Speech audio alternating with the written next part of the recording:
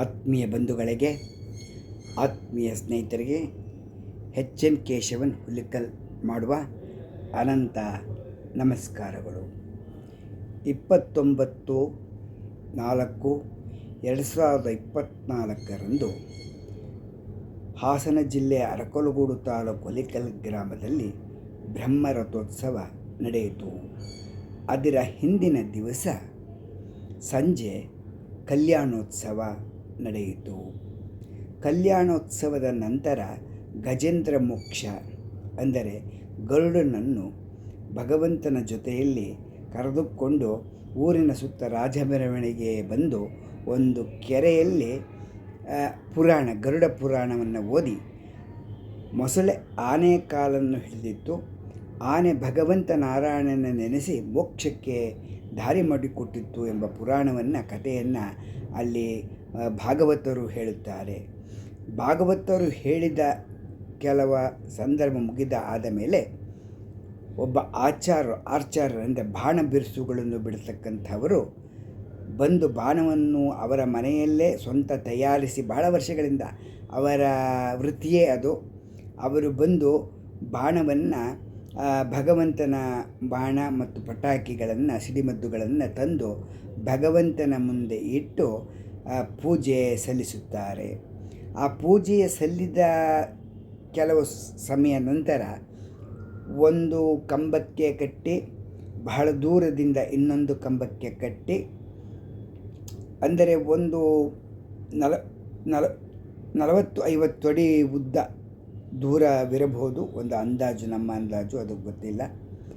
ಭಾರಿ ದೂರಕ್ಕೆ ಕಟ್ಟಿ ಆ ಪೂಜಾರಿ ಬಂದಿರತಕ್ಕಂಥವನು ಪಟಾಕಿ ತೆಗೆದುಕೊಂಡು ಬಾಣವನ್ನು ತೆಗೆದುಕೊಂಡು ಬಂದಕ್ಕಂಥ ಪೂಜಾರಿ ಈ ಕಂಬದಿಂದ ಬಾಣವನ್ನು ಹತ್ತಿಸುತ್ತಾರೆ. ಈ ಹತ್ತಿಸಿದ ಬಾಣ ಆ ಕೊನೆಯ ತನಕ ಹೋಗಿ ಮತ್ತೆ ಅಲ್ಲಿಂದ ವಾಪಸ್ ಇವರ ಹತ್ತಿರಕ್ಕೆ ಬಂದರೆ ರಥೋತ್ಸವವು ಸುಗಮವಾಗಿ ನಡೆಯುತ್ತದೆ ಎಂದು ಪೂರ್ವಿಕರು ಮತ್ತು ಎಲ್ಲ ಭಾಗವತರು ಅದನ್ನು ನಂಬಿದ್ದಾರೆ. ಹಾಗೆಯೇ ಪ್ರತೀತಿ ನಡೆದುಕೊಂಡು ಬರುತ್ತಾ ಇದೆ. ಮಧ್ಯೆ ನಿಂತು ಹೋದಾಗ ಸ್ವಲ್ಪ ಹೋಗಿ ಮತ್ತೆ ಬರುವುದು, ಮತ್ತೆ ನಿಲ್ಲುವುದು, ಈ ಥರ ಆದರೆ ರಥವು ಬರಬೇಕಾದರೆ ಸ್ವಲ್ಪ ತೊಂದರೆಯಾಗುತ್ತದೆ ಎಂಬ ಸೂಚನೆ ಕೊಡುತ್ತಿದೆ ಎಂದು ಕೆಲವರು ಹೇಳುತ್ತಾರೆ. ಅದು ಪೂರ್ಣವಾಗಿ ಬಂದಾಗ ಯಾವ ತೊಂದರೆಯೂ ಆಗುವುದಿಲ್ಲ ರಥೋತ್ಸವದಲ್ಲಿ ಎಂಬ ನಂಬಿಕೆಯನ್ನು ಮತ್ತು ದೇವರ ಮೇಲೆ ಭಾರವನ್ನು ಹಾಕಿ ಮಾಡುತ್ತಾರೆ. ಆ ಗಜೇಂದ್ರ ಮೋಕ್ಷದ ಪಾರಾಯಣ ಮತ್ತು ಬಾಣ ಬಿಡುವ ಬಿರುಸನ್ನು ನಿಮಗೆ ತೋರಿಸುತ್ತೇವೆ. ಇದು ರಥೋತ್ಸವದ ಹಿಂದಿನ ರಾತ್ರಿ 11 ಗಂಟೆಯಲ್ಲಿ ನಡೆದ ಸಂದರ್ಭ. ನೋಡಿ, ನಿಮಗೆ ಇಷ್ಟವಾದರೆ ಲೈಕ್ ಮಾಡಿ, ಶೇರ್ ಮಾಡಿ, ಸಬ್ಸ್ಕ್ರೈಬ್ ಮಾಡಿ. ನಮ್ಮ ಶ್ರೀ ವೈಷ್ಣವರು ಎಲ್ಲರೂ ಪೂರ್ತಿಯಾಗಿ ಇದನ್ನು ನೋಡತಕ್ಕದ್ದು, ಎಲ್ಲರಿಗೂ ಕಳಿಸತಕ್ಕದ್ದು. ಈ ವಿಡಿಯೋ ನಿಮಗೆ ಸಿಗಬೇಕಾದರೆ ತುಂಬ ಕಷ್ಟ, ಎಲ್ಲೂ ಸಿಗುವುದಿಲ್ಲ. ನಿಮ್ಮ ಮನೆಯಲ್ಲಿ ಟಿವಿಯಲ್ಲಿ ಯೂಟ್ಯೂಬ್ ಚಾನಲ್ ವ್ಯವಸ್ಥೆ ಇದ್ದರೆ ಎನ್ ಕೇಶವನ್ ಹುಲಿಕಲ್ ಎಂದು ಯೂಟ್ಯೂಬಿನಲ್ಲಿ ಒತ್ತಿ. ನಿಮ್ಮ ಟಿವಿಯಲ್ಲಿ ನೋಡಿದಾಗ ವಯಸ್ಸಾಗಿದ್ದವರಿಗೆ, ಅನಾರೋಗ್ಯವಿದ್ದವರಿಗೆ ಮತ್ತು ಕೆಲಸದಿಂದ ರಥೋತ್ಸವಕ್ಕೆ ಬರಲು ಆಗದಿದ್ದವರಿಗೆ ಈ ಕಾರ್ಯಕ್ರಮವನ್ನು ನೋಡಿ ಆನಂದಿಸಬಹುದು ಎಂಬ ಉದ್ದೇಶದಿಂದ ಹಾಕುತ್ತಾ ಇದ್ದೇವೆ. ಯದ್ಭಾವಂ ತದ್ಭವತಿ, ಇದು ನಿಮಗೆ ಬಿಟ್ಟಿರುವ ವಿಚಾರ. ನೋಡಿ ಪಟ್ಟರೆ ನಮಗೆ ಪ್ರೋತ್ಸಾಹ ಮಾಡಿದ ಹಾಗೆ ಆಗುತ್ತದೆ ಎಂದು ನಾನು ನಂಬಿರುತ್ತೇನೆ. ಧನ್ಯವಾದಗಳು. ಈ ಪ್ರೋಗ್ರಾಮು ನಿಮಗೆ ಎಲ್ಲೂ ಸಿಗುವುದಿಲ್ಲ. N Keshavan Hulikal YouTube channel. ಏಕೆಂತಂದರೆ ಯೂಟ್ಯೂಬಿನಲ್ಲಿ ಆದರೆ ನೀವು 20 ನಿಮಿಷ 30 ನಿಮಿಷಗಳ ಕಾಲ ನೋಡಬಹುದು. ಸ್ಟೇಟಸ್ ಮತ್ತು ಇನ್ಸ್ಟಾಗ್ರಾಮ್, ವಾಟ್ಸಪ್ಗಳಲ್ಲಿ ನಿಮಗೆ 30 ಸೆಕೆಂಡ್ಸ್ ನೋಡಬಹುದೇ ಹೊರತು ಪೂರ್ತಿಯಾಗಿ ನೋಡಲು ಅವಕಾಶವಿರುವುದಿಲ್ಲ. ದಯವಿಟ್ಟು ಎಲ್ಲರೂ ನೋಡಿ. ನಮ್ಮ ಶ್ರೀ ವೈಷ್ಣವ ಬಾಂಧವರಿಗೆ, ಅಷ್ಟಗ್ರಾಮದಲ್ಲಿ ಇರತಕ್ಕಂತಹ ಎಲ್ಲರಿಗೂ ಇದು ತಲುಪಲಿ ಎಂಬ ಉದ್ದೇಶದಿಂದ ಮಾಡಿದ್ದೇವೆ. ಸ್ಥಳ ಹಾಸನ ಜಿಲ್ಲೆ, ಅರಕಲಗೂಡು ತಾಲೂಕು, ಹುಲಿಕಲ್ ಗ್ರಾಮ ವೆಂಕಟರಮಣ ಸ್ವಾಮಿ ದೇವಸ್ಥಾನ ಮತ್ತು ಗ್ರಾಮಸ್ಥರು ಎಲ್ಲರೂ ಸೇರಿ ಮಾಡಿರ್ತಕ್ಕಂಥ ಕಾರ್ಯಕ್ರಮವನ್ನು ನಿಮಗೆ ನಾವು ತೋರಿಸಲು ಬಹಳ ಇಷ್ಟಪಡುತ್ತಿದ್ದೇವೆ. ಒಮ್ಮೆ ನೋಡಿ. ಧನ್ಯವಾದಗಳು. ಎಚ್.ಎನ್. ಕೇಶವನ್, ಹುಲಿಕಲ್.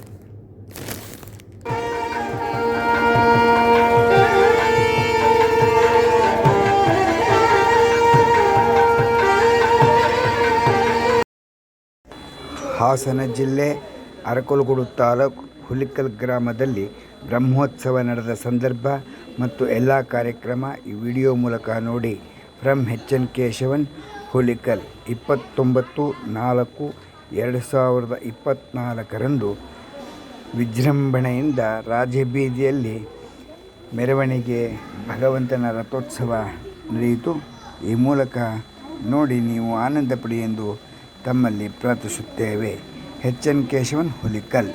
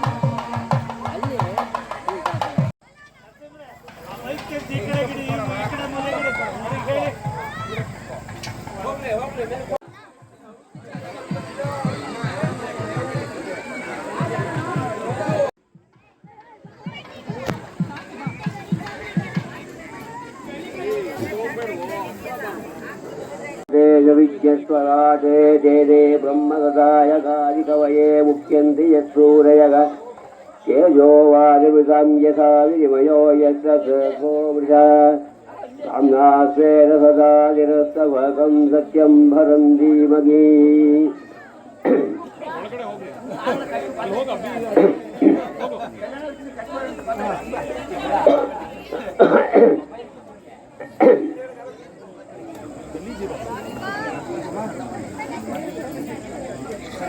ಒಂದು ಸಂಪ್ರದಾಯವಾಗಿ ಬಿಟ್ಟಿದೆ ಹಿಂದಿನಿಂದ.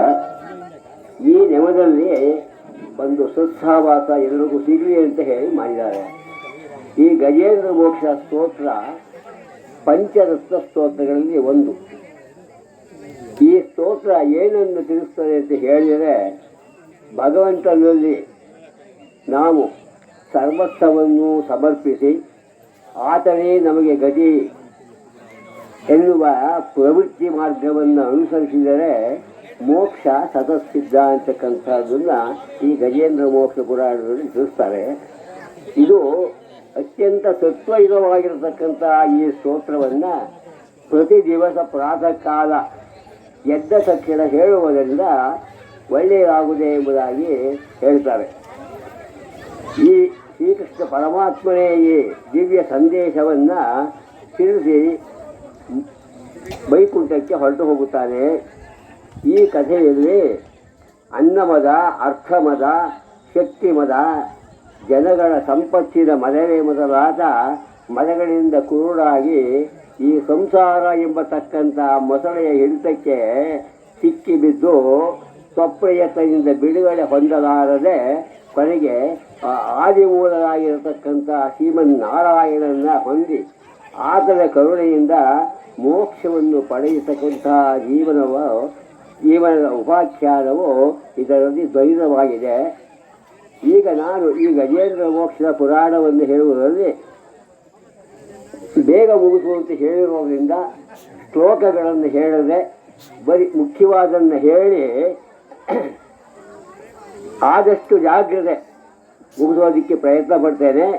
ಒಂದು ವೇಳೆ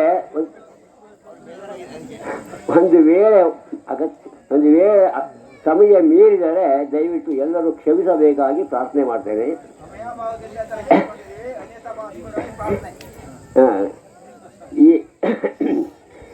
ಈ ಪರೀಕ್ಷಿತ ರಾಜನಿಗೆ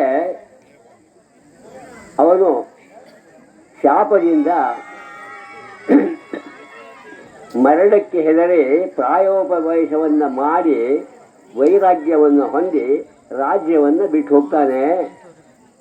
ಆಗ ಅದೇ ಇವನು ಈ ಪರೀಕ್ಷಿತ ರಾಜ ಅವರ ಮರಣಕ್ಕಾಗಲಿ ಸಾಕ್ಷಿ ನೀಡುವುದಕ್ಕಾಗಲಿ ಅವನು ಪಶ್ಚಾತ್ತಾಪ ಪಡೆಯುವಂತೆ ಆ ಋಷಿಗೆ ನಾನು ನನ್ನ ಆ ಸತ್ತ ಹಾವನ್ನು ಹಾಕಿದ್ರಿಂದ ಆ ಪಾಪ ಉಂಟಾಯ್ತಲ್ಲ ಅಂಥೇಳಿ ಅದಕ್ಕೆ ಹೆದರ್ತಾ ಇದ್ದೀನಿ. ಇಂಥ ಹೀನಕೃತ್ಯವನ್ನು ಮಾಡಿದ್ನಲ್ಲ ಅಂಥೇಳಿ ಸಾಯೋದಕ್ಕಾಗಲಿ ಅದಕ್ಕೆ ಯಾವುದಕ್ಕೂ ಅವನು ಹೆದರಲಿಲ್ಲ. ಅದೇ ಸಮಯಕ್ಕೆ ಸರಿಯಾಗಿ ಆ ಶುಕ ಮಹರ್ಷಿಗಳು ಬಂದು ಅವರ ಮನಸ್ಥೈರ್ಯಕ್ಕಾಗಿ ಶ್ರೀಮದ್ ಭಾಗವತವನ್ನು ಉಪದೇಶ ಮಾಡ್ತಾರೆ. ಏಕಪ್ಪ ಅಂತ ಹೇಳಿದ್ರೆ ಆ ಭಗವಂತನ ಕಥೆ ಇದೆಯಲ್ಲ ಅದು ಬಹಳ ಮಂಗಳಕರವಾದದ್ದು. ಇದನ್ನು ವಿಸ್ತಾರವಾಗಿ ಹೇಳಬೇಕು ಅಂತ ಹೇಳಿ ಪರೀಕ್ಷಿತ ಮಹಾರಾಜ ಶುಕ ಮಹರ್ಷಿಗಳನ್ನು ಕೇಳಿದರು. ಅವಾಗ ಅವರು ಈ ತಾಮಸವೆಂಬತಕ್ಕಂಥ ನಾಲ್ಕನೆಯ ಮಂತ್ರದಲ್ಲಿ ಹರಿ ಎಂಬ ಹೆಸರಿನಿಂದ ಭಗವಂತನು ಅವತಾರ ಮಾಡಿ ಮೊಸಳೆಯಿಂದ ಹಿಡಿಯಲ್ಪಟ್ಟ ಆ ಗಜೇಂದ್ರನನ್ನು ಕಾಪಾಡಿದನು ಎಂದು ಹೇಳಲು ಅದನ್ನು ಕೇಳಿದ ಆ ಪರೀಕ್ಷಿತ ರಾಜ ಈ ಕಥೆಯನ್ನು ನನಗೆ ಪೂರ್ಣವಾಗಿ ವಿವರವಾಗಿ ಹೇಳಬೇಕು ಎಂಬುದಾಗಿ ಪ್ರಾರ್ಥಿಸಿದ. ಬಾದರಾಯಣ ಏಕತ್ತೆ ಸೋತು ಅವನ ಪ್ರಾರ್ಥನೆಯಂತೆ ಶುಕರು ಆ ಗಜೇಂದ್ರ ಮೋಕ್ಷದ ಪುಣ್ಯವಾದಂಥ ಕಥೆಯನ್ನು ಮುಂದೆ ಹೇಳ್ತಾರೆ.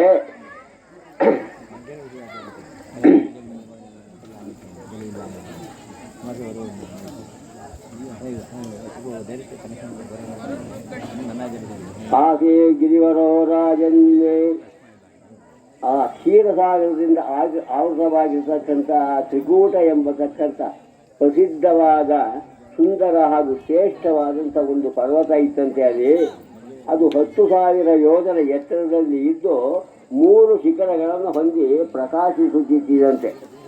ಆ 3 ಶಿಖರಗಳು ಯಾವುದಪ್ಪ ಅಂತ ಹೇಳಿದರೆ, ಒಂದು ವ್ಯಾಖ್ಯಾನ ಮಾಡ್ತಾರೆ, ಅವಿದ್ಯ, ಕಾಮ, ಕರ್ಮ. ಈ 3 ಕೋಡಂತೆ. ಅದಕ್ಕೆ ಮದ, ಅಹಂಕಾರ ಇವುಗಳಿಂದ ಕೂಡಿರುವ ನಾವಿದೀವಲ್ಲ, ನಾವು ಜೀವಾತ್ಮರಿರೋ ನಾವೇ ಆನೆಗಳು. ಹಿಂದೊಮ್ಮೆ ಪಾಂಡ್ಯ ದೇಶದಲ್ಲಿ ಇಂದ್ರದ್ಯುಮ್ನ ಅನ್ನತಕ್ಕಂಥ ಒಬ್ಬ ರಾಜನಿದ್ದ. ಅವನು ಬಹಳ ಕಾಲ ಬಹಳ ಬಲಶಾಲಿಯಾಗಿ ರಾಜರಾಗಿದ್ದ. ಪರಮಾತ್ಮ ಹೇಗೆ ಬಂದ ಅನ್ನೋದನ್ನ ಪರಾಶರ ಭಟ್ರು ಹೇಳ್ತಾರೆ. ದೇವಿ ತಕ್ಷಣ ಬಿಟ್ಟು ಆ ಶ್ರೇಜೀವಿಯ ವಕ್ಷಸ್ಥರಲ್ಲಿ ಪ್ರಕಾಶಿಸುವ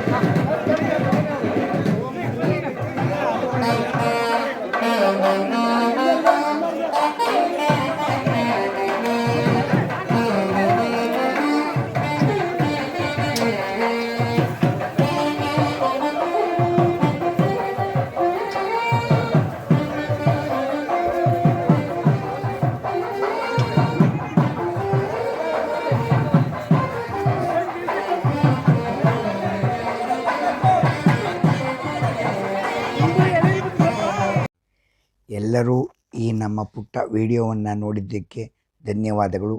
ಶೇರ್, ಲೈಕ್, ಸಬ್ಸ್ಕ್ರೈಬ್ ಮಾಡೋದಕ್ಕೆ ಧನ್ಯವಾದಗಳು.